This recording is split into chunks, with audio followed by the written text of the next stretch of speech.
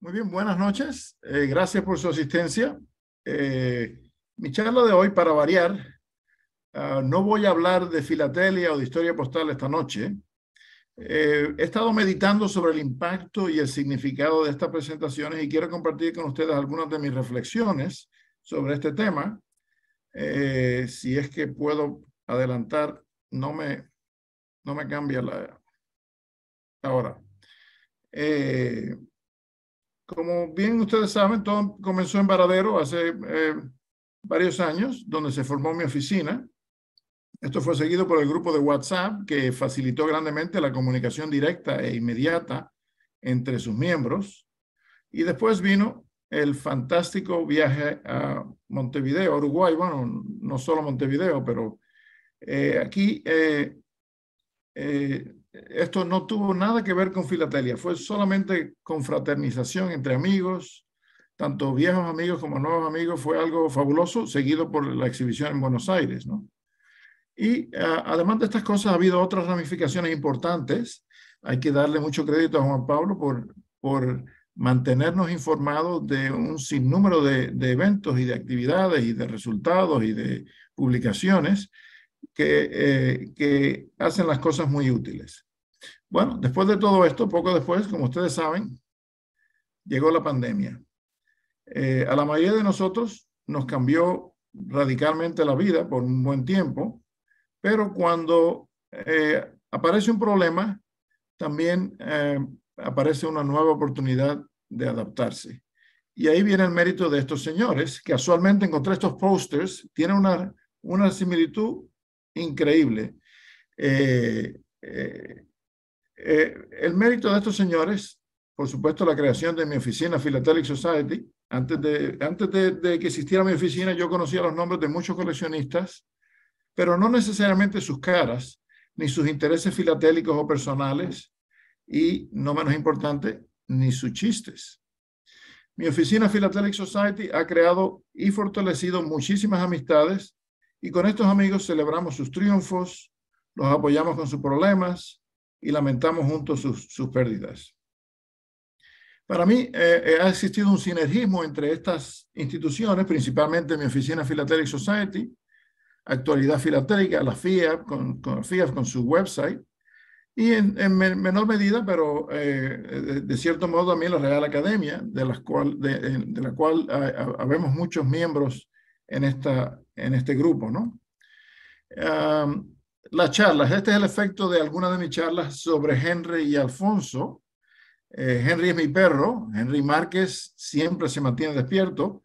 De Alfonso no puedo necesariamente decir lo mismo, pero no se puede exagerar el impacto que han tenido estas charlas, ¿no? Promueven el estudio, estimulan la preparación de conferencias, nos obligan a esforzarnos y a ser más disciplinados. Yo mismo estoy seguro que no hubiese preparado o montado tantas charlas de no haber sido por la estimulación de ver el trabajo que hacen los demás, ¿no? Y no es por comparar, pero voy a comparar, ¿no? Hay otros grupos importantes de los cuales soy miembro, como el Collectors Club de Nueva York, tiene mucho mérito. Hacen charlas con cierta frecuencia, pero no más de cada 2 semanas, inclusive a veces no tanto, y tienen 1,000 miembros. La Royal Philatelic Society, por ejemplo, tiene 2,000 miembros y una audiencia mundial, y tiene conferencias con mucha menor frecuencia que lo que hace el Collectors Club de Nueva York o, por supuesto, mi oficina Philatelic Society. Y lo importante de esto es que aquí todos somos maestros y todos somos estudiantes a la misma vez. Algunas personas que pudieron haber estado intimidadas, ¿no?, al presentar ante tanto público, han sido bienvenidas, estimuladas y se han recibido totalmente libres de juicio, siempre con mensajes positivos y estimulantes. ¿Y qué se ha creado aquí? Es un enorme repositorio de literatura filatélica audiovisual, corregible, interactiva, una increíble fuente de conocimiento disponible para todos sin ningún tipo de restricción. Esto es algo, a mi entender, único. Si alguien hubiese mencionado al principio que íbamos a llegar a las 500 charlas, le hubieran dicho que estaba soñando con castillos en el aire, ¿no? Y un comentario breve en lo personal: este ha sido un año de grandes transiciones para mí. tengo una nueva casa, vivo en una nueva ciudad, tengo un trabajo nuevo y perdí a mi padre también, lamentablemente, este año, que fue el mentor principal en mi carrera médica y filatélica. Y una de las frases favoritas de mi padre, que tanto admiraba, cuando la gente no dudaba de lo que él decía, contestaba de la siguiente forma: nos dicen que soñamos con castillos en el aire, pero solamente pueden construir castillos en el aire quienes son capaces de soñarlos. Y ese es el ejemplo que se ha seguido aquí, sin lugar a dudas. ¿Y qué hacemos ahora? Yo diría que este hito que se ha llegado a lograr es como empezar de nuevo, con un nuevo entusiasmo, con una nueva curiosidad y con un esfuerzo redoblado. Y por último, quiero recordarle que lo más importante no es necesariamente llegar a la meta, sino lo que ocurre o lo que hacemos durante el recorrido hacia nuestra meta. Y con esto termino mis comentarios. Les agradezco a todos su atención y estoy muy agradecido por su amistad y su apoyo que siempre me han dado. Un abrazo a todos.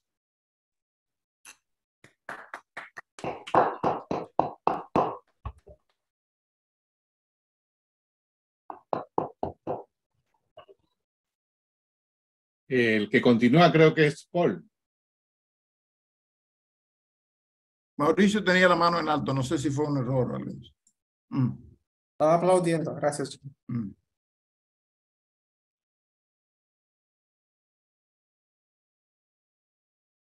Y gracias, Yamil.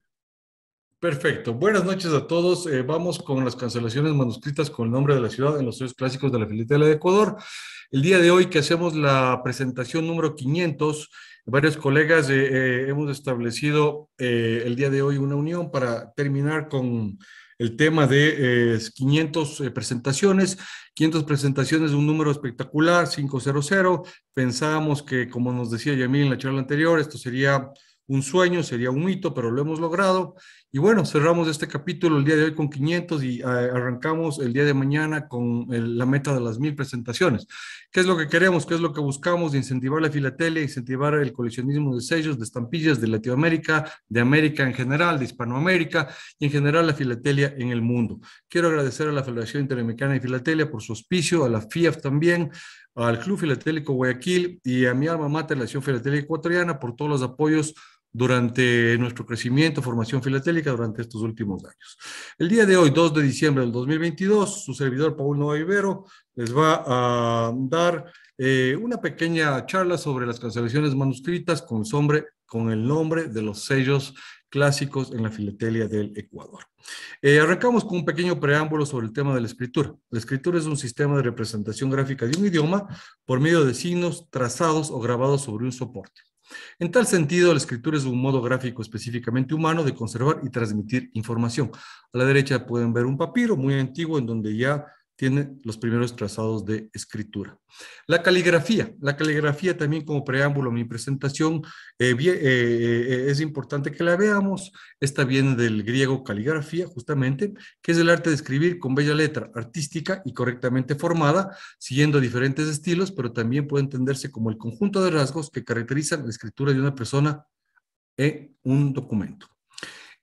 Para unir un poquito con el tema de correos, lo que es la escritura y la caligrafía, quiero saltarme un poquito a lo que es la organización de los correos en mi país, en el Ecuador, para los años que nos atañen, que son los años del año 1865 o 1873, en donde circularon las estampillas de la primera emisión clásica, que es lo que vamos a ver el día de hoy, con sus cancelaciones de forma manuscrita. Para esto vemos como un preámbulo a la ley de gastos. La ley de gastos para los años 64 y 65 nos da cómo estaba organizada el sistema de correos en el Ecuador, con diferentes provincias, los gastos que éstas incurrían y básicamente cómo estaba organizado el tema dentro del país. Entonces, en base a esto podemos saber cuáles eran las estafetas postales que tenían su presupuesto, que tenían asignación de valores y que podían estar trabajando y despachando ya correspondencia. Aquí podemos ver también en varios artículos sobre cuántas son las estafetas postales abiertas, cuáles son las las que mayor presupuesto tenían, cuáles la que tenían más movimiento, cuáles tenían menor movimiento. Y en base a esto, para los filatelistas ecuatorianos, esto puede ayudar mucho para saber y buscar los sellos de estas épocas. Aquí tenemos también los artículos en donde, como un pequeño paréntesis, podemos ver dentro de este presupuesto que finalmente, al cabo de designar, por decirlo así, distribuir, por decirlo así, los gastos, finalmente, como un tema aparte, ponen un valor para mandar a imprimir 3 planchas en Europa para estampillas y franquicias de correos. Esto es ya lo que atañe a la segunda serie. Pero definitivamente los artículos anteriores son los que nos sirven a nosotros para saber en qué ciudades iban a estar abiertas las estafetas postales. Por lo tanto, tenemos una foto de un mapa del Ecuador de 1858, en donde vemos que hay ciudades y pueblos desarrollados ya, con habitantes, 950,000 para el primer día de la emisión de la estampilla, primera, 1865, que abarcaba una extensión de 567,000 kilómetros cuadrados en aquel entonces. El día de hoy es casi la mitad del territorio del Ecuador, con una población final en el último día del uso de las estampillas de 1,040,000 almas en el país. Para que tengan una idea, las oficinas postales arrancaron con el 1 de enero de 1865, en donde obviamente tenían que ser mataselladas con un matasello como el que ustedes pueden ver a la derecha. Este matasello había sido pedido a Francia, el mismo, por suerte para nosotros los coleccionistas, llegó tarde, llegó alrededor de los primeros, del 6º mes de 1865, alrededor de julio, agosto. Por lo tanto, tuvimos alrededor de 6 meses en donde muchas de las ciudades que tenían estafeta postal matasellaron, ya sea a pluma, manuscrita, que es lo que vamos a ver, o ya sea con cancelaciones prefilatélicas.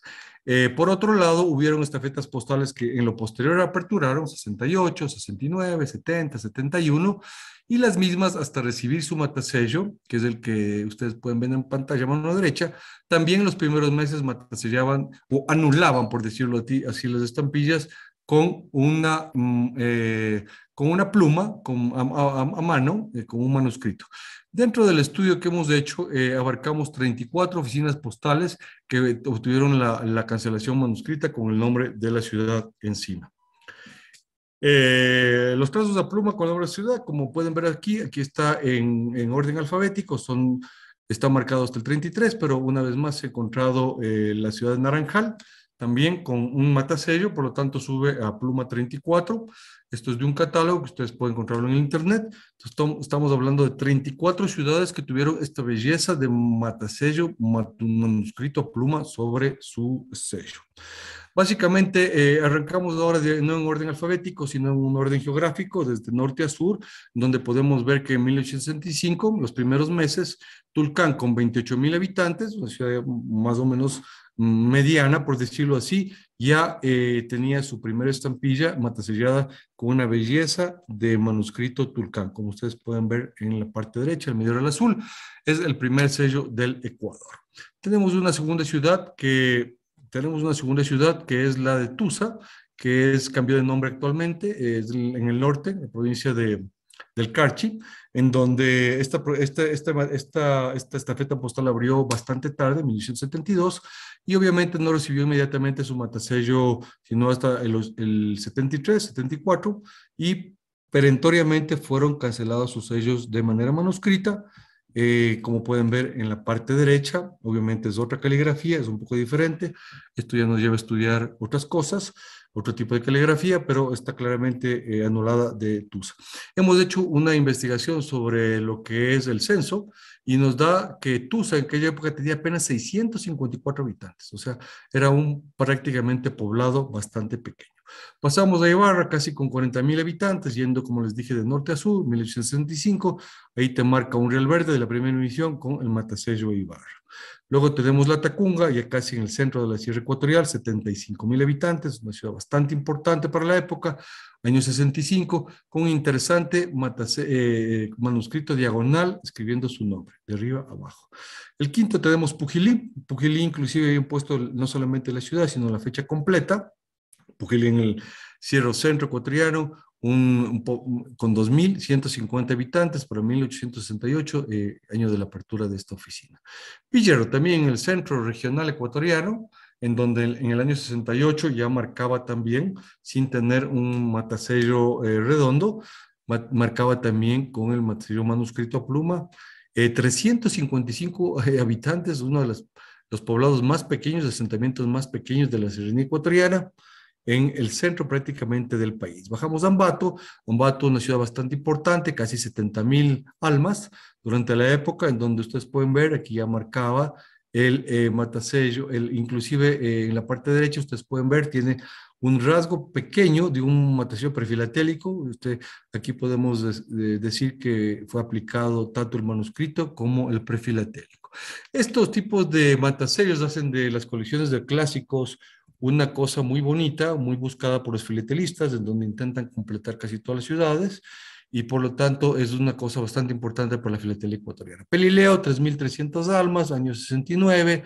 Guaranda, también en el centro del país, de abajo hacia arriba, se ha encontrado esta pluma muy rara, menos de 5 quizás. Guano, con 9,000 habitantes, también marca aquí una pieza muy bonita de la ex colección de Diego Vázquez. Riobamba, la ciudad que tenía más habitantes en el Ecuador en aquella época, más que Guayaquil y Quito inclusive, con 122,000 habitantes, marcaba todavía sus primeras emisiones hasta alrededor del quinto mes, con el manuscrito de Riobamba, sin haber recibido todavía el matasello, lo que es Riobamba. Chimbo, otra ciudad central de los Andes, 2,250 habitantes, cancelada por pluma, por manuscrito. Chimbo abarca esta vez 3 sellos. Alausí, bajando hacia el sur, muy bonito Alausí, intentando que el nombre esté justamente dentro del sello. Azogues, terminando hacia el sur, desde abajo hacia arriba, la cancelación. El 15, Cuenca, seguimos hacia el sur, ciudad muy importante el día de hoy, 117,000 habitantes en aquella época, año 65, marcaba también el manuscrito. Saraguro, muy chiquito, 500 habitantes, muy raro, menos de 6 unidades quizás, marca también manuscrito. Pasando a Loja, que era muy importante, con 73,000 habitantes. Las primeras emisiones fueron manuscritas sobre la estampilla. Y Cariamanga, una población muy limítrofe con Perú, te marca inclusive en 2 partes la palabra Cariamanga. Pasando a Sozoranga, que ya es el límite total con Perú, es prácticamente la única estampilla registrada en los 4 colores, ya sea el azul, el verde, el amarillo o el rojo, con una cancelación manuscrita. Ahora entramos a la costa, de arriba a abajo, de norte a sur, Esmeraldas, sumamente raro, posición 59-60, ex Diego Vázquez también, año 65, 7,000 habitantes para Esmeraldas, que posteriormente al parecer cerró su estafeta porque no tenía mucho movimiento. Bahía de Caracas, una pieza muy bonita de Pablo Pérez, anteriormente, ex Pablo Pérez, 4,000 habitantes. Y luego seguimos por la costa ecuatoriana, Manta, 2,000 habitantes, marcando ahí muy claro desde abajo hacia arriba. Continuamos con Puerto Viejo, ciudad de la costa, la villa de Puerto Viejo, muy bonito también, un azul intenso. Pasamos a Montecristi, el famoso sitio de los sombreros Montecristi, que todos ustedes deben tener un sombrero. Cuando vieron la exposición fueron premiados con sombreros acá en Ecuador. Montecristi marcando no la palabra completa, sino abreviada. Luego con un hippie japa de la misma manera, abreviado. Tenemos Vinces, una población muy chiquita de la costa limítrofe con la Sierra Ecuatoriana. Pueblo Viejo, muy interesante también. Tenemos Babahoyo, antes conocido como Bodegas, el límite para subir a los Andes. Manglar Alto, una población costera ecuatoriana, ahora muy turística. Tenemos Daule, que está prácticamente pegada a Guayaquil el día de hoy. Colonche muy en la costa ecuatoriana, un rarísimo sello, no, ni siquiera 1,000 habitantes para la estafeta postal número 31 que marcaba con manuscritos. Guayaquil generalmente tuvo su cancelador, sencillamente debe haber sido un día en donde por A o B cosas del destino no lo tuvieron a mano y lo marcaron a mano. Dentro del recuadro, dentro del sello, porque esta es la única estampilla conocida de Guayaquil en lo que es de manuscrito. Guayaquil contó con su CDS, pero no lo tuvieron a mano aquel día. Y Santa Rosa, una de las últimas sellos encontrados los últimos 5 años en Ecuador, prácticamente población limítrofe con Perú, en donde marca inclusive la fecha, algo sensacional. Se conoce también una carta también. 425 habitantes apenas para Santa Rosa en la época. Y cerramos con un naranjal encontrado en un sobre, que también es prácticamente población sureña, al sur de lo que es Guayaquil, en lo que es el estado ecuatoriano. Básicamente, si ustedes desean encontrar más de cancelaciones ecuatorianas, no solamente manuscritas, sino CDS, prefilatélicas y posteriores, pueden encontrarlo en el Coleccionista Ecuatoriano, publicación de AFE, número 83. Esta puede ser encontrada en físico en lo que es AFE, o si no, en la web, en el Guayaquil Filatélico. Abajo les dejo la dirección. Es todo, queridos amigos, muchísimas gracias. Y les he regalado un pedacito de historia de lo que es la filatelia de mi país, lo que es la filatelia de Ecuador, que es lo que más amo en cuanto a filatelia. Un fuerte abrazo. Buenas noches a todos. Gracias por este espacio, por esta oportunidad.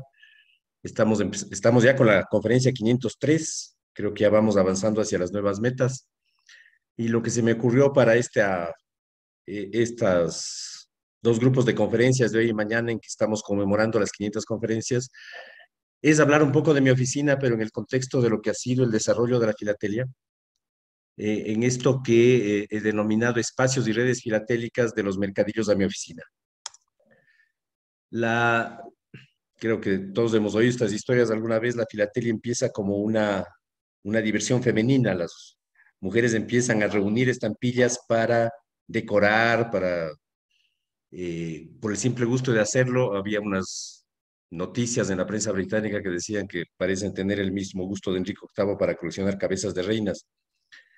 Y aquí hay dos noticias en que se habla de cuartos decorados con estampillas. Una chica que pedía que tenía el capricho de decorar una habitación con estampillas británicas, y pedía a todos los que tengan estampillas que se las regalen para usarlas como papel tapiz. Pero el primero que lo hace seriamente es este señor, y lo hace desde el primer día. John Edward Gray era un botánico, zoólogo, responsable del Museo Británico, y se le ocurrió que esta cosa interesante que acababa de salir, el penique negro, en mayo del 1840, merecía ser guardado. Y empezó a reunir estas estampillas conforme iban saliendo, interesarse por las que salían en otras partes, y al final, hacia 1860, 1862, publicó este catálogo que vemos aquí. Es un catálogo que se encuentra facilito en internet, y empezó a hablar de la filatelia. Ya en 1860 la filatelia estaba establecida, y decía que es una moda que ha sido ridiculizada como cualquier otra moda, pero que en realidad las estampillas estudian, recogen y arreglan, recogidas, estudiadas adecuadamente, no hay razón para que no sean tan instructivas y entretenidas como coleccionar pájaros, mariposas, conchas, libros, grabados, monedas u otros objetos. Cuando este señor saca este catálogo, ya había empezado la difusión de la literatura filatélica, y en realidad había ya un catálogo previo.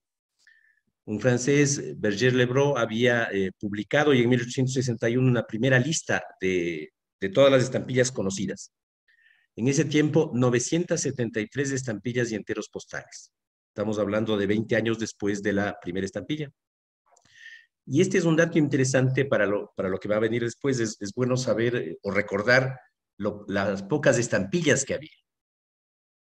Los catálogos eran importantes para que estos coleccionistas que estaban empezando pudieran ubicar qué es lo que tenían que conseguir, qué es lo que tenían que coleccionar. Y al mismo tiempo empezaron a aparecer las revistas. Al parecer, esta es la primera revista filatélica, es una revista británica. Se publicó entre 1862 y 1864.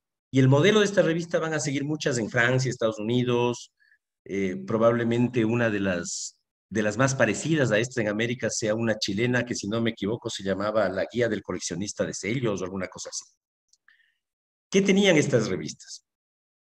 Aquí ven un contenido, hay una serie de artículos sobre temas de actualidad, pero fundamentalmente lo que interesaba en estas revistas era el detalle de las novedades. ¿Qué cosas estaban saliendo? ¿Qué estampillas había que conseguir? ¿En dónde se habían publicado? Y eso permitía cuidarse de las estafas. Saber exactamente qué era lo auténtico. Primero generaba una red de coleccionistas que informaban a los editores, y poco a poco se iban teniendo noticias. Primero se recibían las cartas, se recibían estampillas nuevas y se iba estableciendo la autenticidad de estas estampillas. Lo que ven aquí es algo bastante común en esa época. Es el caso de la segunda emisión del Ecuador o de la segunda serie del Ecuador, que durante bastante tiempo generó dudas acerca de su autenticidad porque no se tenía noticia exacta de si en realidad había sido emitida por el gobierno. Aquí hay una revista francesa que dice que sí, son auténticas, y aquí hay otra norteamericana que dice que sí, parece que son auténticas, pero siempre hay que cuidarse, dice, porque vivimos en una época de engaños y esto no estamos en una época en que podamos confiar de todo lo que nos trae. Aquí vemos, por ejemplo, esta revista francesa que reseña 2 estampillas que ahora sabemos que son absolutamente falsas y que se basan en estos resellos. Una estampilla de la tercera emisión con este resello 3 centavos y esta de la segunda emisión con un resello 4 centavos. Y esto se debe a el afán de tener estampillas y a la poca cantidad que había. Ahora ya tenemos que escoger qué coleccionamos. No podemos coleccionar todo lo que quisiéramos. Hay tal cantidad que tenemos que especializarnos en algo. Pero en esa época hemos visto que en el 62 había menos de 1000 estampillas en el mundo y los coleccionistas lo que querían era tener más, pues. Y ese afán de tener más, de encontrar novedades, era muchas veces cubierto por falsificadores que se hacían la plata inventando esta clase de emisiones y vendiéndolas a los coleccionistas. Crear redes era importante. Las revistas incluían estos temas de correspondencia, preguntas de los filatelistas, respuestas de la revista y listas, esto creo que lo hemos visto todos alguna vez y sigue saliendo en revistas filatélicas, los anuncios de los que están interesados en canjear, en establecer relación, en generar redes de contacto con filatelistas de otras partes. Esta es, por ejemplo, la primera revista filatélica del Ecuador publicada en Guayaquil en 1886.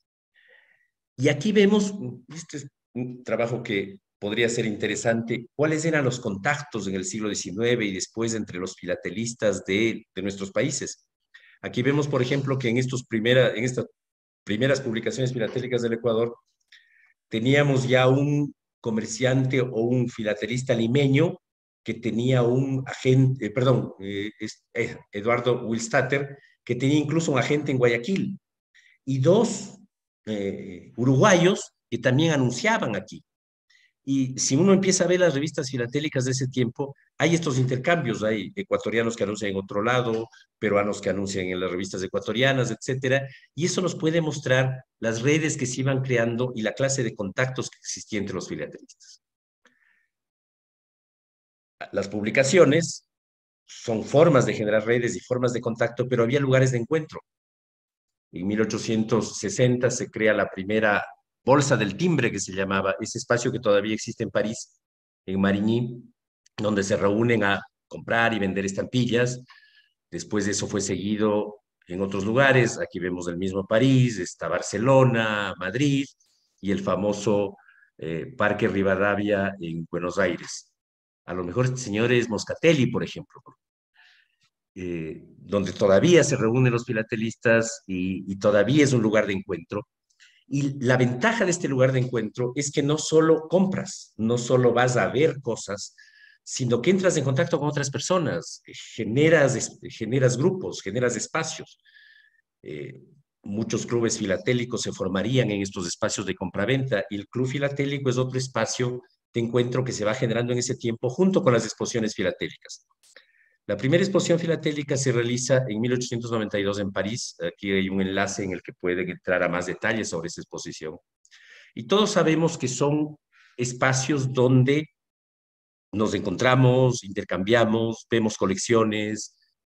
Siguen siendo las exposiciones un espacio ideal de encuentro de filatelistas. Pero en todo ese tiempo, y hasta no hace mucho, la cosa se hacía así, por correo, con tiempo y paciencia. Se metía una carta en el correo, se esperaba el regreso, enviábamos y recibíamos estampillas. Tal vez, creo que hasta el Mauricio, que creo que es el más joven aquí, debe haber hecho eso.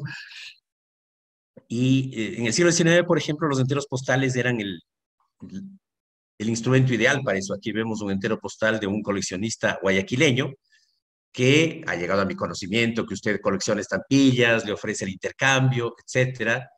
otra lamentablemente dañada en la parte de atrás, pero enviada originalmente a Guatemala, después fue a San Salvador, donde también se establecen las condiciones en que haríamos el intercambio de estampillas, o simplemente se ponían estos avisos impresos con todos los detalles de vendedores de sellos de correos o de coleccionistas que deseaban intercambiar, las condiciones para hacerlo. Esto nos muestra las clases de contactos que habían ahí, y hay curiosidades como esta. Este es la segunda emisión de Enteros Postales del Ecuador, y en el reverso, esta no fue usada, hay esta impresión, Sociedad Filatélica Ecuatoriana, y un anuncio impreso de que el que suscribe e impreso no está quien suscribe, compra, canjea y vende estampillas, agente principal en América del Sur, comunicaciones en francés y español, pero el sello que está aquí es de un centro filatélico de Buenos Aires, y Pablo, y yo no alcanzo a entender el apellido de este señor Pablo, pero parecería un entero ecuatoriano, impreso originalmente por la Sociedad Filatélica Ecuatoriana. A lo mejor este impreso es nuevo, pero muestra una relación entre las filaterias de nuestros países.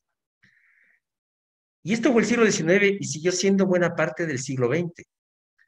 Seguimos reuniéndonos en exposiciones, sigue habiendo clubes filatélicos, mercados, y de alguna manera esto empieza a cambiar con la informática. El correo electrónico, el eBay, el WhatsApp, pero es simplemente un cambio casi, yo diría, cuantitativo. ¿Por qué? Porque nos permite, el correo electrónico nos permite contactarnos más rápido. Ya no necesitamos esperar a que la carta regrese. El eBay nos permite hacer compras que antes no hubiéramos pensado, pero el eBay ya no es el mercadillo filatélico de antes. No deja de ser una divertida actividad, pero solitaria. No estamos encontrándonos con gente, conversando y al mismo tiempo comprando cosas. Y el WhatsApp nos ayuda también a conectarnos mejor. Y hablaba de esto el Yamil, logramos hacer un grupo, estábamos más en contacto, podíamos generar una red más interesante. Cuando esto pasaba, seguíamos reuniéndonos en exposiciones, y en esas exposiciones apareció el Gordo Molina y creó este invento de mi oficina, que todos sabemos originalmente no tiene nada que ver con la filatelia. Era un espacio para divertirnos después de la filatelia, en que obviamente hablábamos de filatelia y todo lo que quieran. El WhatsApp nos ayudó a estar más conectados, pero seguía siendo simplemente algo que modificaba o mejoraba de alguna manera lo mismo que ya teníamos. Nos reuníamos ahí, seguíamos divirtiéndonos, y después de esta reunión de Buenos Aires, llegó el COVID. Y el COVID nos obliga a pensar en otras cosas y nos hace descubrir esto de reunirnos que se nos ha vuelto tan común y corriente ahora. Y este reunirnos es cualitativamente distinto de lo que hacen otros grupos y de lo que veníamos haciendo hasta ahora. Mucho hablamos de lo innovador que es este espacio. Creo que Yamil expresó muchas cosas bien importantes en relación con lo que hemos hecho aquí. Pero a veces no somos conscientes de que no solo es eso, sino que hay un cambio cualitativamente importante. Porque hemos generado un espacio nuevo de encuentro y un espacio nuevo de intercambio. Esos mercados del siglo XIX, los mercados del siglo XX, las revistas, todo se concentra ahora en estas reuniones, que no son reuniones para conferencias. Normalmente pensamos en los viernes y los sábados que nos reunimos para una conferencia, pero sabemos que el espacio está abierto toda la semana y hay gente que se reúne varios días a la semana y siguen intercambiando información, chistes, todo lo que quieran. Y yo creo que eso genera una cosa absolutamente distinta. La gran diferencia de mi oficina con otros espacios es que aquí hay un espacio nuevo de encuentro en el que, al menos es mi caso, creo que en estos 2 años, un poco más, he aprendido más que en todo el tiempo anterior. Y creo que es el caso de todos nosotros. Todos hemos aprendido cosas que no nos imaginábamos que existían. Teníamos una especialidad en algunos temas, sabíamos nuestras cosas, y todas esas cosas se han ido ampliando gracias a la ayuda y al conocimiento de todos y cada uno de ustedes. Creo que, a diferencia de lo que ocurre con otros espacios que fueron activados con la pandemia, que siguen existiendo, lo que decía Yamil, nadie llega a la dimensión que tenemos nosotros. Pero creo que no es solo un tema de dimensión, creo que es un tema cualitativamente distinto. Este es el espacio de encuentro nuevo que sustituye a los viejos espacios que teníamos antes. No los sustituye porque esos espacios siguen existiendo, pero que potencia esos espacios y que nos permite un contacto mucho más directo y mucho más enriquecedor. Y en esa medida creo que se abre un nuevo mundo. Hemos hecho trabajos en conjunto, hemos reflexionado sobre cosas, hemos hecho exposiciones virtuales, hemos intercambiado cosas. Creo que este es sin duda una nueva fase en esa historia que empezó este señor Gray en 1840, cuando compró las primeras estampillas británicas. Y creo que hay que agradecer a Alfonso y a Henry por haberse puesto sobre los hombros esto, porque eso de estar preocupados de que esto funcione no es tarea simple. Y el Mauricio ha ayudado muchísimo en esto. Creo que es el más entusiasta de todos aquí y el que más ha estado pendiente del asunto.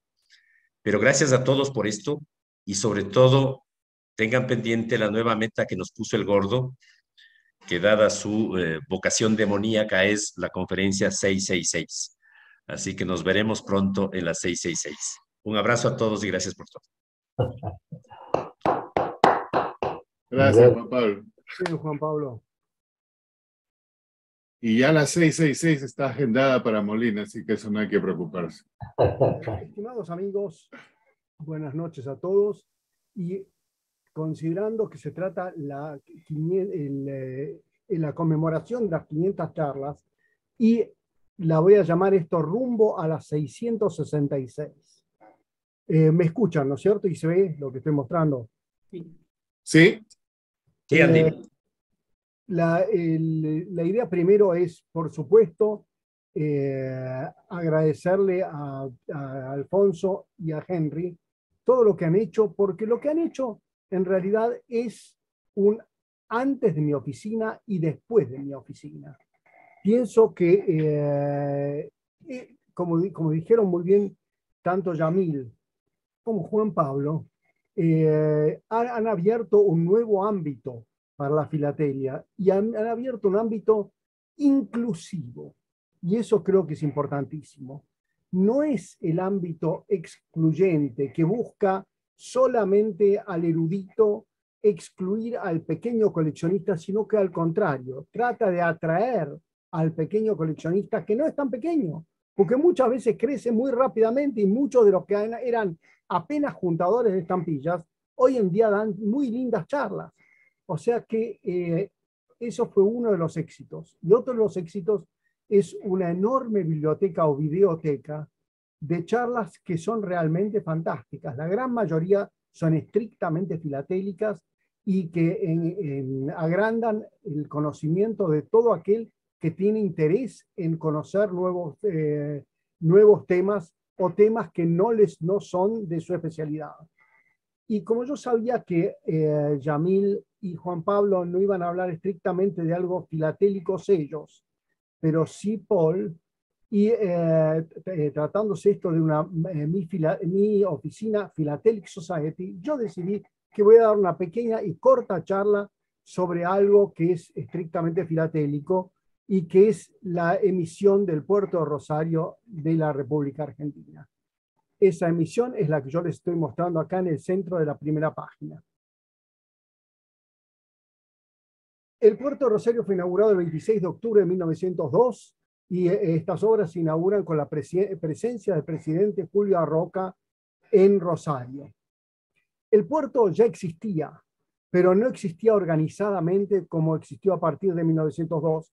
Ya llegaban los buques a Rosario y se ha convertido con el tiempo en el puerto más importante, porque es el puerto a través del cual hoy en día se exportan la mayoría de los granos y la mayoría de las exportaciones agroindustriales de la Argentina. Cuando me refiero a Rosario, en este caso me refiero a varios kilómetros de la costa del río Paraná, la costa oeste del río Paraná, no estrictamente solo de la ciudad de Rosario, sino de ciudades que están a unos 30 kilómetros al norte y también 30 a 40 kilómetros al sur. El sello del conmemorativo de la inauguración del puerto Rosario fue grabada por Nusch, un suizo, y los sellos fueron impresos por la compañía sudamericana de billetes de banco en plancha de 50 sellos en color azul oscuro. Se imprimieron 660.000 ejemplares sobre un papel alemán con filigrana sol con rayos rectos. Una cosa interesante es que existen ejemplares con la filigrana invertida. Si ustedes ven acá las dos imágenes que puse, el sol tiene una especie de U con dos ojos, la nariz y abajo la boca, y en el invertido está al revés. Los ojos están abajo y la boca está arriba. Esto no figura en ningún catálogo y ha sido un hallazgo que creo que es importante. Los dentados han sido de 11,5 por 11,5 y 11,5 por 12, eso sí es bien conocido. Si bien no hubo fecha específica de desmonetización, ustedes saben que siempre los sellos se emiten y se desmonetizan en algún momento, la desmonetización de este sello está implícita en el decreto del presidente Roca del 30 de septiembre de 1912, o sea, antes de emitirla, y dice: autorízase a la Dirección de Correos para emitir una estampilla postal conmemorativa, la cual circulará únicamente el día expresado, 26 de octubre de 1902. O sea, era un sello para que circulara un solo día. Al mismo tiempo, en el artículo 3º de la resolución del director de Correos dice: la sección Correos adoptará las medidas necesarias a fin de evitar que se franquee con esta estampilla la correspondencia destinada al exterior del país. El 10 de febrero de 1905 se incineraron 317.621 sellos, o sea que el total más o menos fue de 340.000 sellos los que quedaron para ser coleccionados o sobre piezas. Entonces, esta emisión tiene dos cosas extrañas. Primero, un sello para circular un solo día. Y segundo, un sello que no puede franquear hacia el exterior. Vamos a... Acá este es un aviso conmemorativo para la emisión del sello, que también fue impreso por la compañía sudamericana de billetes de banco. Acá tienen ustedes la imagen del sello, dice inauguración de las obras del puerto de Rosario y Santa Fe, y acá atrás está el decreto del presidente Roca y las disposiciones del director de correo con respecto a esta emisión. Esto también se podía circular, y yo lo tengo circulado. Acá tienen despachado en Rosario el 26 de octubre como tenía que hacer, y tiene del otro lado la dirección del destinatario. Como siempre, hubo pruebas de cuño.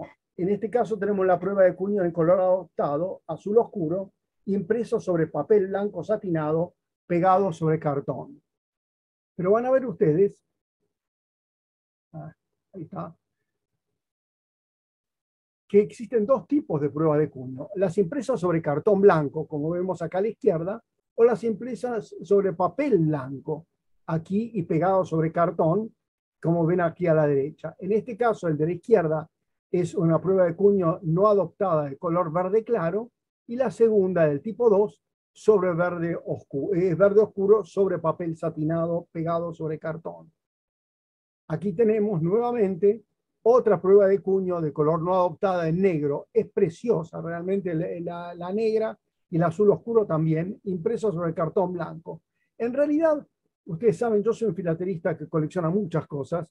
No soy muy tradicionalista, soy más bien dedicado a la historia postal.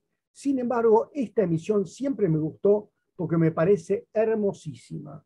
El grabado es de un detalle tal y es artísticamente precioso, y siempre me gustó. Me parece que es uno de los sellos más lindos de la República Argentina. También existieron, por supuesto, ensayos de color. Hubo 14 colores impresos en cartón opaco. El caso es este, por ejemplo, en cartón opaco, o 9 colores impresos sobre cartulina de frente satinado, como son estas blancas acá. Tengo muchas más, pero muestro estas porque esto es para mostrar nada más. Y acá ven ustedes, con una flechita, este 5 de aquí Si ustedes lo miran de cerca, es un 6, igual que este. Y esto es la posición 33 en la plancha. O sea que en estos ensayos, acá tenemos la posición 33 y aquí tenemos la posición 33 y van a ver que esto se repite, o sea que es un error del cuño. Aquí tenemos una plancha completa de 50 sellos, donde tenemos 10 aquí, 20, 30 y el 33 es este, donde ustedes ven que es un 6, lo van a ver enseguida marcado y creo que en este caso se ve mucho mejor. Plancha completa con la variedad 6 en posición 33. Este es un bloque de 6, de borde de hoja izquierdo, nuevo, sin uso, con filigrana en posición normal. Acá ustedes ven perfectamente que se ve los dos ojos, la nariz y la boca de la filigrana del sol con rayos rectos en posición normal. Otra cosa que no está catalogada, pero que existe, en este caso tenemos el sello nuevo aquí, en color azul verdoso oscuro, dentado 11,5 por 12. Esto tampoco está escrito en catálogo y se ve con alguna frecuencia. El color es claramente más verdoso, es un azul oscuro, pero es un azul verdoso. Y acá tenemos un bloque de 8 obliterado en el puerto de Santa Fe, el 26 de octubre de 1902, con filigrana invertida. O sea, que tiene esta forma la filigrana. Aquí tenemos un bloque de 15, obliterado en Rosario el 28 de octubre. Acá ya vemos que no todo es como debería ser, porque este sello no debió haber sido obliterado el día 28, debió haber sido obliterado solamente el 26. Pues no ha sido así. A veces los empleados no se dieron cuenta, no sabían y los obliteraban. Y acá tienen un bloque muy lindo de 15 con filigrana invertida. Como dije anteriormente, no todo es como debería ser, deberían ser condentados. Sin embargo, existen aquí una pareja sin dentar. Acá tienen ustedes un cuadrito sin dentar. Acá tienen una pareja sin dentado horizontal. Y acá tienen una pareja sin dentar vertical. O sea, no todo es como debería ser. Para esto fue emitido el sello. Este hermoso sello fue emitido para ser usado internamente el día 26 de octubre y esta está despachada en Rosario el 26 de octubre de 1902 dentro de la ciudad. Para esto existió el sello. Este es un hermoso sobre que lo muestro por varias razones. Este está despachado en Concordia, Entre Ríos, también el 26 de octubre. Es una carta local y lo que es interesante es que es un sobre publicitario de empresa de transportes. La empresa se llama La Cargadora y como a Héctor y a mí y a varios de nosotros nos gustan mucho los ferrocarriles, acá me gusta que dice que hace el transporte desde todas las localidades, por ejemplo, Rosario, Diamante, Paraná, Santa Fe, etcétera, etcétera. Y al final dice, y cubre todas las estaciones de los ferrocarriles argentino del Este, Nordeste argentino y Central de Entre Ríos. Esto es muy interesante porque quiere decir que cubría también la Mesopotamia.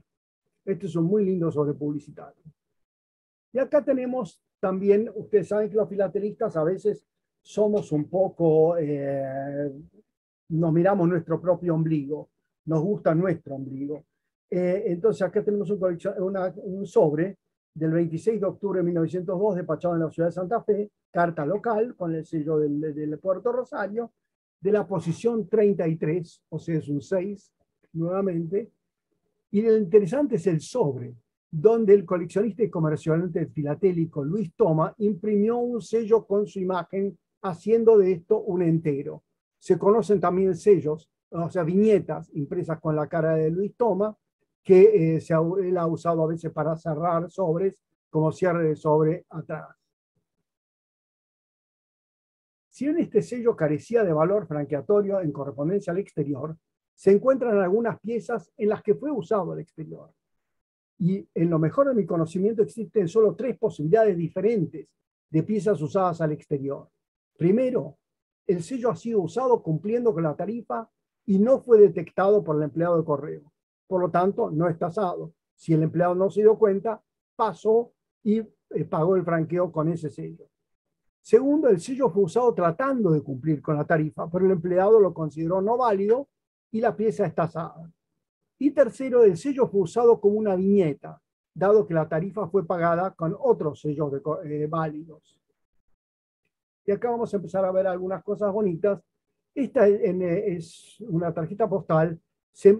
Mi charla quería hacer inicialmente sobre el sello y las tarjetas postales, porque la inauguración del puerto de Rosario hizo que se emitieran muchísimas, hermosísimas tarjetas postales, pero que pueden llegar a ser motivo de otra charla, porque si no se hacía demasiado larga. Acá tenemos una impresa por la Municipalidad de Rosario, en este caso con la imagen de la calle San Martín, y fíjense ustedes que es una, acá tienen ustedes el puerto en Rosario, y que es típico Art Nouveau. Esta tarjeta postal al exterior está despachada hacia el Uruguay. El correo argentino le aplica la T cuando se dan cuenta que es un sello no válido para correspondencia al exterior. La tarifa era de 6 centavos y el correo uruguayo en este caso le cobra al destinatario 4 centésimos y la oblitera el 28 de octubre, o sea, 2 días después, llega y cobra la tasa. Es una linda pieza. Las piezas del exterior son bastante raras. Acá tenemos otra de esta serie del Art Nouveau, en este caso con la imagen de la vista del puerto del Rosario. Está despachada al exterior, también al Uruguay. En este caso, el sello de 5 centavos estaba tachado en Rosario el 26 de octubre, pero la tarjeta fue despachada recién el 31 de diciembre de 1902. O sea, él se la mataselló de favor y la tuvo en casa. Y después decidió, no, yo la voy a mandar a un amigo en Montevideo, y la despacha el 31 de diciembre de 1902 con 6 centavos de la libertad con escudo, arriba el 2 de enero de 1903, y en este caso, como dije anteriormente, el sello está usado como viñeta, no forma parte del porteo.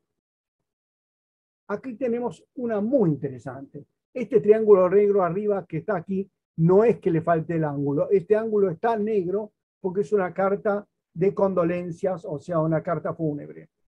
La carta de condolencias es una carta de condolencias abierta, dirigida al exterior a Bélgica, despachada en Buenos Aires en abril de 1903. Como ven ustedes, en este caso también no todo es como debería ser, porque en abril de 1903 este sello no debió haber sido utilizado. Entonces, en este caso, el sello es no válido por fecha y además no es válido para ser usado al exterior. Además, tiene un sello de 2 centavos de la libertad con escudo, que sí es válido. Ha sido considerada un impreso, porque está mandada abierta y porque las cartas de condolencia eran consideradas en oportunidades como impreso. La tarifa de este impreso era de 3 centavos, por lo tanto le faltaba 1. Le pusieron el correo argentino, le ponen la T, que significa que le falta franqueo, valorizó eso en 2 centavos de franco, y eso en Bruselas lo convierten a 5 centimes que le cobran con este sello de tasa al destinatario. Entonces, esta es una muy linda pieza porque acá tienen ustedes la recepción del 28 de mayo de 1903. O sea, 2 razones por las cuales este sello no debió haber estado ahí. Acá tenemos otra mandada al exterior, escrita en Puerto Militar. Puerto Militar es cerca de Bahía Blanca, hoy en día se llama Puerto Belgrano, a bordo del acorazado Garibaldi, como dice aquí, despachada en Buenos Aires, escrita en ese lugar, pero despachada en Buenos Aires el 28 de octubre de 1902 a Uelzen, en Alemania. Nuevamente, es un sello que no era para franquear al exterior y además estaba fuera de fecha. El remitente puso 2 ejemplares de este puerto Rosario, pero el correo argentino con razón no lo obliteró y le cobró los 15 centavos, que era el porteo de la tarifa al exterior, con 3 sellos de la libertad. En el reverso, el matasello de recepción de Uelzen toma el sello del puerto Rosario, lo cual hace que tenga clara credibilidad que el hecho que este sello fue sobre la carta. Entonces, en este caso, los sellos fueron usados como viñeta. Acá tenemos otra pieza usada al exterior, mandada a Barmen en Alemania, desde Buenos Aires el 26 de octubre, como correspondía en 1892. La tarifa de la carta hasta 15 gramos era 15 centavos y el hombre lo trató de franquear con 3 sellos de 5, que hacía 15. El sello no es válido para el exterior, por lo tanto lo marcan con estos pequeños ceros, que significa que no tiene valor. La marca circular T de tasada de la República Argentina, y acá le ponen, está valorizada en 7 centavos de franco. En Alemania se le cobra al destinatario 40 pfennig, que es el doble de lo que faltaba. Y acá tienen ustedes la marca de recepción de esta carta en Barmen, Alemania. Acá tenemos otra, usada al exterior a Londres, Gran Bretaña, desde Coronel Suárez, en el interior de la provincia de Buenos Aires, el 26 de octubre de 1892, fecha correcta. Tarifa de carta hasta 15 gramos son 15 centavos. El porteo de 15 centavos, incluyendo el sello no válido al exterior, como ustedes ven acá tienen 5, más 2, 7, más 2, 9, 1, 10 y 5, 15. Pero el correo se dio cuenta y lo marcó con este 0. Lo que no debió es obliterarlo, porque no se oblitera aquello que no es válido. Esta marca 0 entonces muestra que ese sello no es válido.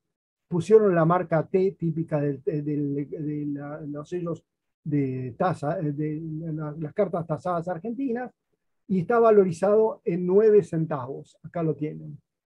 Ese 9 centavos de franco fue convertido a 2 peniques por el Foreign Branch en Londres, y lo valorizaron estos 2 peniques. Acá tienen ustedes la marca de llegada de Londres el 19 de noviembre, Foreign Section número 15, y acá tienen el mismo día 19 de noviembre.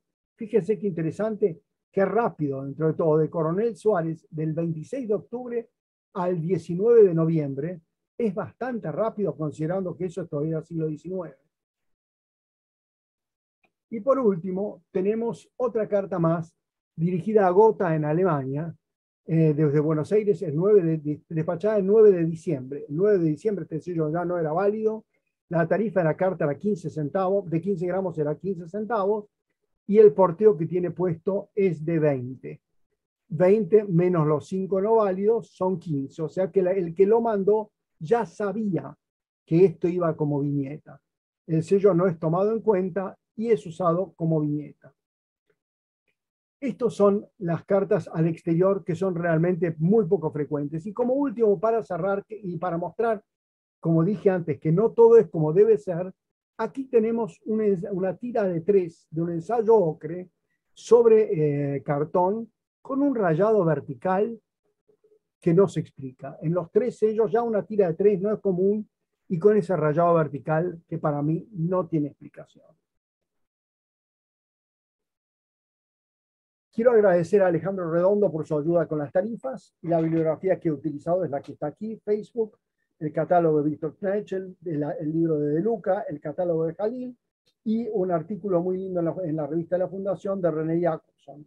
Y les agradezco a ustedes por haberme escuchado, y agradezco a todos los que ven y participan de mi oficina, no solamente a los organizadores, sino a todos los que participan, porque realmente son los que engrandecen a esta sociedad.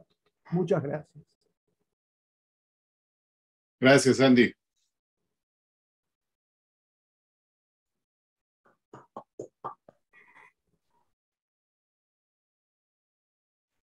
Como siempre, si hay comentarios o preguntas, aquí abrimos el foro.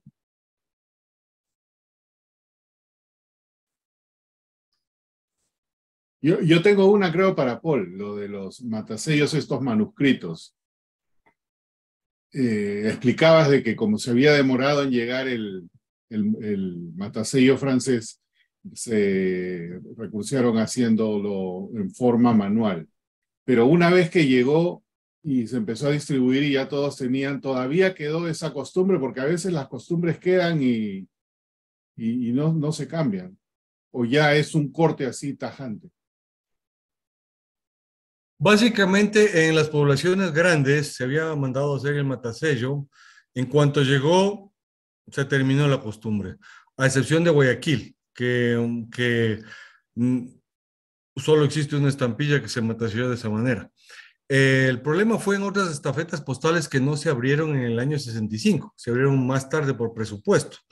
Entonces, en aquellas, hasta mandarse a hacer el matasello, usaron la misma costumbre de hacerlo, ¿cómo se llama?, por manuscrito. Pero básicamente, en cuanto recibían el matasello, ya no tenemos, por decirlo así, un franqueo mixto con fecha antigua de lo que es CDS y posterior de manuscrito. Si ya asoma el CDS, deja de existir el manuscrito. Ok, gracias. Mauricio levantó la mano. Sí, Mauricio. Primero, felicidades a todos por las presentaciones muy interesantes. Pero mi pregunta va específicamente para Paul también. Paul, con relación a esto de las cancelaciones manuscritas, sobre todo de poblaciones pequeñas, que asumo que son raras, teniendo en cuenta que son manuscritas, asumo que hay falsificaciones. Y ¿cómo se podría determinar si una cancelación manuscrita de algún poblado pequeño que puede ser muy interesante o muy buscado, podamos determinar si es genuina? Realmente hasta ahora yo no he visto ningún tipo de falsificación en manuscrito. Si encuentro, Qué bien. va a costar 10 veces más que la original, porque realmente ahorita la gente tiene tanta plata que te paga lo que sea por tener algo que no existe. O sea, va a ser una ridiculez de algún pueblo tan chico, de alguien que invente una falsificación manuscrita. O sea, existen muchos tabús con el tema del dinero. No se dan cuenta que hay cuadros que cuestan 45 millones, 50 millones. Una estampilla de $500 son para gente que tiene dinero, es papel. Dentro de lo que hemos estudiado por más de 40 años, estos sellos, podemos ver que las cancelaciones contabilizadas hasta el día de hoy, por lo menos no se han realizado falsificaciones. Además del mercado de estampillas de clásicos del Ecuador, es de 2 o 3 personas. O sea, Sí. no hay más de 2 bolsillos o 3 que coleccionan eso. Así que tú no vas a tener acceso a hacerte rico, como mucha gente piensa, con falsificando manuscritos. Te alcanzará para una cantidad de tabacos máximo. En relación a tu pregunta, no, las poblaciones pequeñas que tienen cancelaciones manuscritas son verificadas en cuanto a sobres, en cuanto a plicas, y posteriormente muchas de ellas cerraron, o sea, ni siquiera llegaron a tener su CDS. Entonces son realmente muy raras. Y Ecuador es uno de los países menos populares en cuanto a coleccionismo, así que no existe el gran grupo de falsificadores detrás de este gran imperio económico, como a veces se dice. O sea, no, por lo pronto no tenemos ese problema. Ok, gracias. Otra pregunta está para Andrés.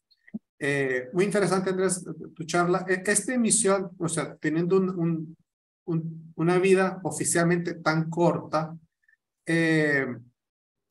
tal vez me lo perdí, pero ¿cuántas se vendieron? Por lo pronto, 340.000 se vendieron. Ahora, Ok. ¿cuántas fueron usadas? No puedo decirte porque no lo sé. Lo que sí puedo decirte es que me llama la atención qué bien la distribución. Porque vos ves que el día 26, Sí. en Concordia, Entre Ríos, en Santa Fe, en Rosario, en Coronel Suárez, la verdad que muy bien. Y bueno, en Buenos Aires, por supuesto. Sí. O sea que se distribuyó por todo el país.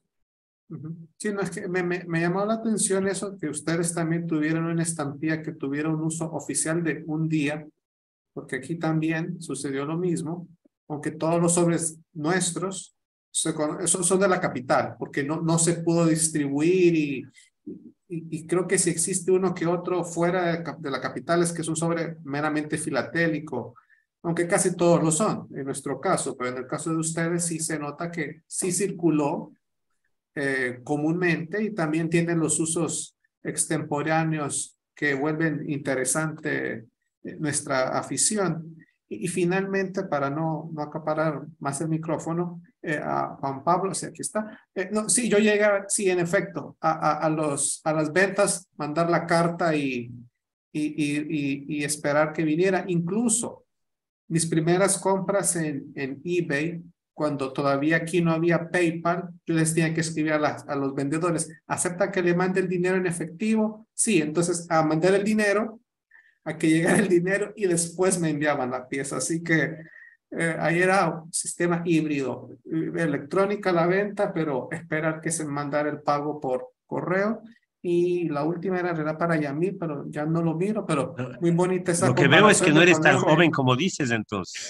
Sí, pero aquí las dos cosas, bueno, es que aquí las cosas llegan tarde, ¿verdad? Entonces, eh, y a mí, bueno, lo voy a dejar que quede grabado. Muy, muy interesante esa fotito mía con el tercer hombre, que por cierto es una de mis películas favoritas. Así que gracias. Y nuevamente a todos, gracias por la presentación y con todos los que estamos aquí, o mejor dicho, sin los que estamos aquí, esto no sería posible. Gracias. Sí, Mauricio, Gracias, disculpa, quisiera agregar algo a responder. Ujú, Básicamente, si tienes mucho miedo de las falsificaciones en lo que respecta a Ecuador, ujú, existe un gran pedigrí de catálogos de venta ujú, que arranca en el tema de Ferrari, ¿no? ujú, 1918, 1920, tú sabes, y luego continúa hasta el coleccionismo en la Segunda Guerra Mundial, donde fue ujú, la colección subastada, y ujú, todos estos sellos del 97% de las clásicos ecuatorianos en lo que es sellos antes del descubrimiento de Lorenzo Sá en los años 80, está catalogado en muchísimos catálogos. Entonces, a partir de los años 40 tienes ya fotos, y a ujú. partir de los años 80 con Lorenzo Sá que arranca vendiendo en Suiza, y luego continúan las ventas en Runze, en Felma, en Corinfila. Todo está absolutamente catalogado desde los orígenes de sus descubrimientos. Entonces, lo que respecta a cancelaciones del Ecuador, todavía estamos exentos de lo que es la falsificación, te lo puedo asegurar. Ah, ok. Gracias, Paul. Miguel. Bueno, yo primero de todo quería destacar las 4 charlas, la verdad que fueron muy entretenidas, muy interesantes. Quería mencionar la charla de Yamil, que creo que hizo una excelente síntesis acerca del significado de lo que fue la oficina para todos nosotros, desde la pandemia hasta estos días, y todo el trabajo realizado. También, ¿cómo se llama? Juan Pablo, que nos hizo un pantallazo histórico muy, muy interesante acerca de cómo fue evolucionando la comunicación entre los filatelistas. Paul, yo destaco el hecho de que vos nos conectás un poco con el encanto de lo que es la filatelia rudimentaria. Me refiero a esa primera filatelia donde todavía la tecnología era básica. Y entonces aparecen estas cosas, ¿no? Del manuscrito para poder cancelar una estampilla que le da todo un encanto, digamos, novelesco, diría yo. Y entonces en ese sentido creo que tiene un sabor muy interesante. Y por supuesto, Andrés, elegiste muy bien una de las, coincido con vos que es una de las estampillas más hermosas de nuestro país. Realmente muy linda esa emisión de Puerto Rosario. Y quería agregar algo respecto del tema del uso en la época. Yo no sé si en otros, yo supongo que esto era universal, no sé cómo eran otros países, pero por lo menos en nuestro país los sellos conmemorativos, y teníamos el primero ¿cómo se llama?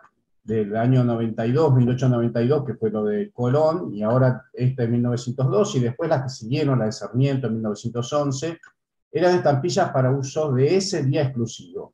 O sea, las estampillas conmemorativas, distintas de lo que eran las estampillas ordinarias, solamente se podían utilizar un día, y lo otro que dijo Andrés, no se podían utilizar fuera del país. O sea que eso era una norma, y yo creo que en otros países también era así. Me parece que la UPU incluso había señalado que las estampillas conmemorativas no podían circular afuera. Bueno, eso quería agregar. A ver, Andrés, sí. Y te cuento, es totalmente cierto lo que decís. Yo soy un bicho raro, porque a mí me gusta coleccionar aquello que estaba prohibido. O sea que yo colecciono los valores postales argentinos prohibidos para mandar al exterior, coleccionados, enviados al exterior. Claro. Existieron varios conmemorativos antes de la Convención de Roma, y después de la Convención de Roma. La Convención de Roma es 1906 y esta es 1902, luego, como dijiste bien, la de Pujol, Sarmiento, la de Urquiza, Mitre y el Congreso Panamericano, y por último la serie de 3 sellos de Belgrano son los que estaban prohibidos de utilizar al exterior, pero estaban prohibidos por distintas cosas, no solo por ser conmemorativos, sí, y por ejemplo, de Belgrano se usaron varios días, sino por no cumplir con las reglas de la UPO en los colores. O sea, era fundamental tener, fíjate que este azul del 5 centavos interno, el portín interno tendría que haber sido rojo, y era azul. Entonces, los colores tampoco coincidían con lo que tenía que ser. Por eso no se los permitía tampoco enviar al exterior. También otros valores, que son valores postales, los enteros, hubo muchos enteros, muchas emisiones de enteros de Argentina que estaban no permitidos al exterior y que es motivo de una muy linda charla, que se puede hacer una muy linda charla, y tengo una colección de esos. Son muy lindos, mandados al exterior a destinos increíbles, tasados y no tasados y todo eso. Realmente muy lindo, es un tema apasionante. Y son raras estas cosas, ¿eh? Así es.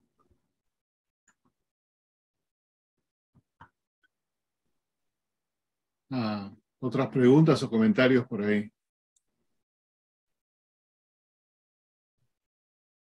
Yo tengo un comentario quizás, o quizás comentario pregunta, ¿no? Algo interesante cuando Juan Pablo nos estaba hablando de esa parte de la historia.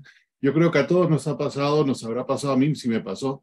En todos nuestros países tenemos ese punto de reunión filatélico al que uno le tiene, pues, cierta añoranza, ¿no? El tiempo que uno, no sé, en el caso del Perú nos reuníamos en el correo los domingos y todo eso.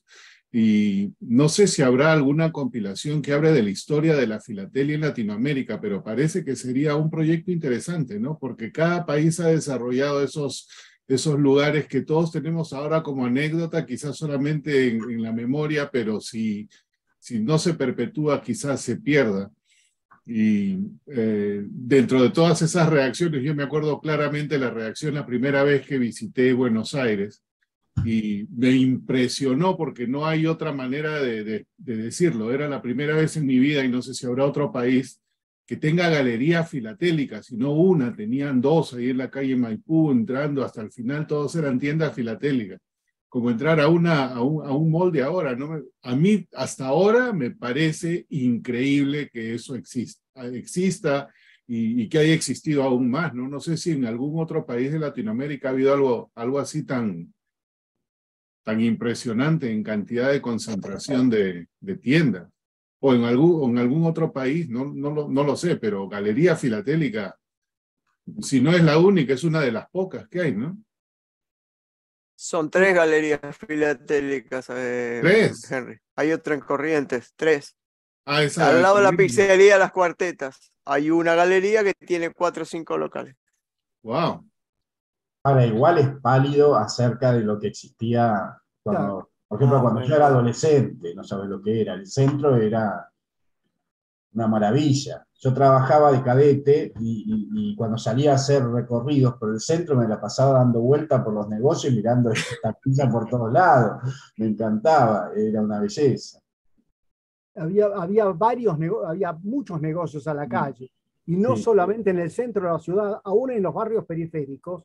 Por ejemplo, Belgrano era más o menos no tan céntrico, eso demuestra la edad que tengo, pero cuando yo era chico, que ya era filatelista, en Belgrano había 3 negocios filatélicos. Estaba Julio Huguet, estaba José Froner y estaba Andrés Grossa con la librería de la juventud, y eran negocios filatélicos serios, donde uno podía ir y decir, ¿qué tiene para mostrarme de Perú antiguo? Uno no necesariamente tenía que encontrar las novedades de Argentina. O uno iba y decía, yo colecciono Suiza, quiero que me muestre cosas antiguas de Suiza. Y el tipo sacaba y tenía cosas de Suiza para ofrecer. Era realmente... Y el parque Rivadavia, yo comencé a ir en el año 55, o sea, hace unos cuantos años. Y te aseguro que había una cantidad de gente. Había gente, por supuesto, la gente grande iba con sombrero todavía, y había piratas, como siempre, que lo único que buscaban era engañar a chicos, pero uno podía canjear, comprar y vender, y los comerciantes traían cajas y cajas de hermosísimo material que hoy en día se nos haría agua a la boca de lo que veíamos. Y curiosidad para quienes conozcan mucho más que nosotros, que yo por lo menos.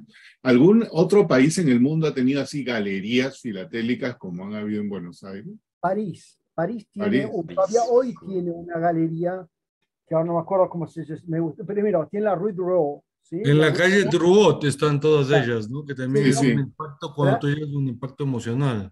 Sí, ahí la Rue Drouot la tiene a Iber, Ceresta, pero Y a la vuelta hay una galería. sí, en una calle que corta hay una galería donde hay vendedores de postales, libros antiguos y filatelia. Y además tiene Martigny, por supuesto, ¿no? Que es tan lindo. Londres tiene también, digamos, tenía The Strand. The Strand era una calle que tenía muchísimos negocios filatélicos. Hoy en día han disminuido francamente. Lamentablemente tienden a desaparecer los negocios a la calle. Y eso es realmente una pena. Me llegó a comentar Antonio Torres alguna ocasión que una oficina que tenía él en Strand, y ni siquiera sobre la calle, era un tercer piso, que era todo una odisea trepar por esas escaleras para llegar a donde estaba él. Me dijo que él pagaba 175,000 libras anuales de renta. Wow. Así que imagínate lo que pagará un Stanley Gibbons a pie de calle. Ya puedes imaginar por qué cobra tan caro el hombre.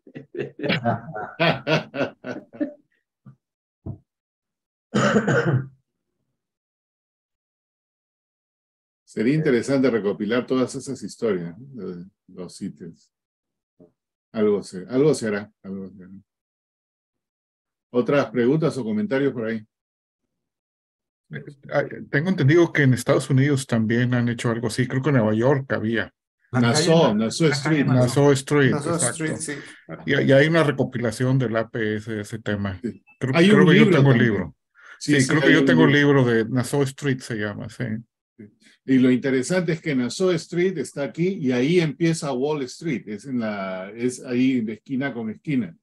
Inclusive en ese libro que documenta la historia de Nassau Street, hablan de que en esa época habían hecho una bolsa filatélica, o sea, paralela al NYSE, ¿no? Interesante las descripciones que ponen ahí. Pero es ese tipo de... A mí no me tocó verlo acá.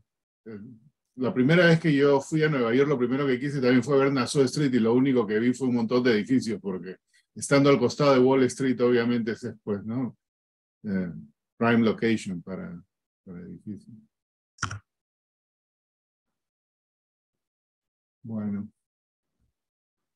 En fin, ¿alguna nota más o comentario?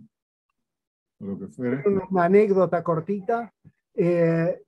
Siendo médico, yo voy a congresos, y iba a muchos congresos, y en todos los congresos que iba, por ejemplo, en Estados Unidos, cualquier ciudad que iba, yo me tomaba un pedacito del congreso el día que hubiera temas que no me interesaban y miraba todos los negocios filatélicos en todas las ciudades. El último que hice fue hace unos años en Boston, Massachusetts. Miré cuáles eran los negocios, fui a la calle donde estaban los negocios y no quedaba ninguno. Tenía semejante desilusión que no podía creer que no hubiera ninguno. Me dijeron, no, filatelia acá no, filatelia lo tienen en su departamento, ya no, hace todo por internet, etcétera, etcétera. Entonces me mandaron a una casa que vendía piedras. De piedras. Sí, coleccionismo de piedras y esas cosas. Entré y dije, mire, yo colecciono historia postal. No, yo no tengo nada. Bueno. Mire, pero nada, ustedes coleccionan, tienen monedas, tienen tantas cosas. No tengo nada de nada. Bueno, pero mire que nada es muy poco. Dice, bueno, mire, tengo una carpeta con unos pliegos antiguos que nunca le hemos abierto todavía. La hemos comprado con mi socio hace unos 5 o 6 años y está ahí. Traiga la carpeta. Trajo la carpeta. Tan lindas cosas tenía. Tenía todos pliegos de cartas pre-UPU mandadas a El Callao en Perú. Wow. Lindísimas piezas. Por supuesto, mis ojos no podían creer, porque había desde Hong Kong hasta Bélgica, Gran Bretaña, Francia, Chile, que es todo mandado al Callao. Dije, bueno, vamos a ver, pero digo, vamos a ver qué es lo que me pide este hombre. Y empecé a separar unas pocas cositas. Entonces digo, señor, ¿y cuánto salen estas cosas? Y cuando vi que él iba al catálogo para mirar cuánto cuestan esas cosas, yo dije, bueno, este hombre no entiende de esto, porque en el catálogo, ¿qué vas a encontrar? Vas a encontrar el valor del sello, ¿sí? Bueno, me compré unas cuantas cosas muy lindas y lamenté tanto no haber tenido el bolsillo un poco más profundo para haberle comprado todo, porque debía haber no dejado nada. Sé que después el resto que yo dejé se vendió en Kelleher. Wow. ¿En qué ciudad fue eso? En Boston. Ah, en Boston. Fue muy lindo, fue una tarde muy linda, un día que salí del congreso, dije, bueno, ahora filatelia. Sucede. Bueno, buena experiencia. Okay. Algún día te voy a mostrar las cartas que tengo dirigidas al Callao. Uy, sí, eso me encantaría verlas.